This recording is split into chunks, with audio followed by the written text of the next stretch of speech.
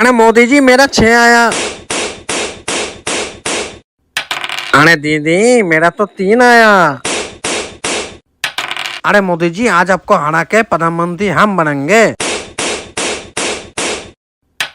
अरे दीदी मोदी से पंगा मत लो दीदी।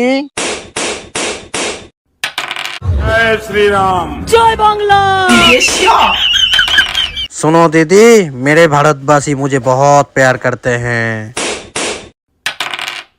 अरे मोदी जी मेरा तो सिर्फ एक ही बच्चा है, आज तो मैं ही जीतूंगी। आज देखते हैं भारतवासी किसको ज्यादा प्यार करते हैं। मेरे भाइयों और बहनों क्या मैं आज सच में हार जाऊंगा? तुम लोग किसको जिताना चाहते हो, मोदी को या दीदी को? अगर तुम लोग मोदी को जिताना चाहते हो तो इस वीडियो को लाइक करके चैनल को सब्सक्राइब करो और कमेंट पे टाइप करो मोदी। और अगर तुम लोग दीदी को जिताना चाहते हो तो कमेंट पे टाइप करो दीदी।